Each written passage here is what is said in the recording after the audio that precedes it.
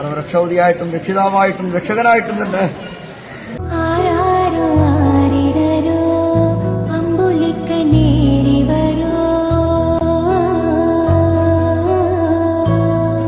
അങ്ങനെ അശ്വന്തും നമ്മെ വിട്ടുപോയി.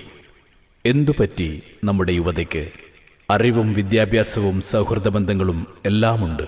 എന്നിട്ടും ജീവിതത്തെ മുറുകെ പിടിക്കാൻ കഴിയാതെ നമ്മുടെ യുവത്വം മരണത്തെ ചേർത്തു പിടിക്കുന്നത് എന്തുകൊണ്ട്? പറഞ്ഞു വരുന്നത് അശ്വന്തിനെക്കുറിച്ചു തന്നെയാണ്.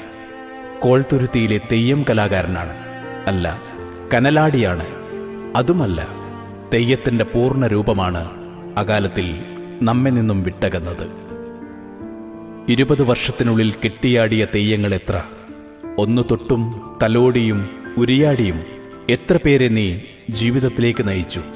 എന്നിട്ടും എന്തിനായിരുന്നു അനുജ ഈ ജീവത്യാഗം?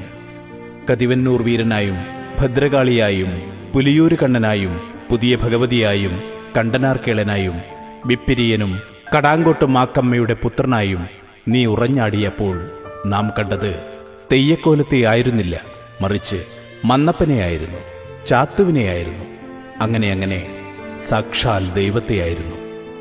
കത്തിയാളുന്ന തീക്കൂനകൾക്കും ഓലച്ചൂട്ടുകൾക്കും തൊട്ടുരുമിയുള്ള നിന്റെ ഉറഞ്ഞാട്ടം, വാളും പരിചയും ഉറുമിയുമെടുത്തുള്ള താണ്ഡവം, ഓരോ കളരി അഭ്യാസങ്ങളും തൻ്റെ ഇടമുള്ള മനസ്സിന് മാത്രമേ സാധിക്കുകയുള്ളൂ. ധീരനായ ഒരു ശരീരത്തിന് മാത്രമേ അതിന് കഴിയൂ. പിന്നെ നിനക്കെന്തു പറ്റി? നിന്റെ മനസ്സെന്തിനു പതറി? നിന്റെ മനസ്സിൽ നീറിപ്പുകയുന്ന നൊമ്പരം കൂടപ്പിറപ്പിനോട് പറയാമായിരുന്നു നിനക്ക്. അല്ലെങ്കിൽ ചാത്തുവായി നീ ഉറഞ്ഞാടിയ മാക്കപ്പോതിയുടെ തിരുനടയിൽ പോയി ആരും കേൾക്കാതെ കണ്ണീരുതിർത്ത് ആ അമ്മയോട് പറയാമായിരുന്നില്ലേ?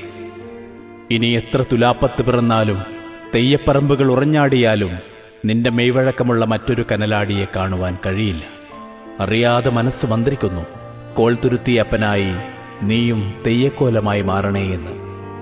നീറുന്ന നൊമ്പരവും ഒറ്റപ്പെടലും തിരിച്ചറിയാതെ ചതിയുടെ കാണാക്കയങ്ങളിലേക്ക് വലിച്ചെറിഞ്ഞ നിന്റെ ഉടലും ഉറഞ്ഞാടുന്ന കോലമായി മാറണേയെന്ന് ആശിച്ചു പോകുന്നു. നിന്റെ ചുണ്ടിൽ നിന്നും മുതിർന്ന ഉരിയാട്ടവും വിരലുകളിൽ നിന്നും കിട്ടിയ മഞ്ഞൾ പ്രസാദവും ചെക്കിപ്പൂവിതളും നിന്നെ അറിഞ്ഞവരുടെ മനസ്സിൽ നിന്ന് ഒരിക്കലും മാഞ്ഞു പോകില്ല. വേദനകളില്ലാത്ത മനുഷ്യരില്ല. ഓരോ വേദനയും മറ്റുള്ളവരുമായി പങ്കുവെക്കാതെ മനസ്സിൽ കുത്തി നിറയ്ക്കുമ്പോഴാണ് അറിയാതെ ലഹരിയുടെ മരണത്തിന്റെ കറുത്ത കൈകളിൽ അകപ്പെട്ടു പോകുന്നത്. ജീവിതത്തിൽ വിജയമുണ്ടാവും, പരാജയവും. പക്ഷേ ജീവിതം ഒന്നേയുള്ളൂ. പരാജയമെന്നത് മരണമല്ല, മറിച്ച് മറ്റൊരു വിജയത്തിന്റെ അടിത്തറയാണെന്നറിയേണ്ടതുണ്ട്. പ്രണയം വിരിയാം, കൊഴിയാം. എന്തായാലും വിധിയാണെന്ന് കരുതി ജീവിതത്തെ ചേർത്ത് പിടിക്കുകയാണ് വേണ്ടത്. ജീവിച്ചു കാണിച്ചു കൊടുക്കുകയായിരുന്നു വേണ്ടത്. മറ്റൊരാളുടെ മുന്നിൽ അറുത്തു കളയാനുള്ളതല്ല ആരുടെയും ജന്മവും ജീവിതവും.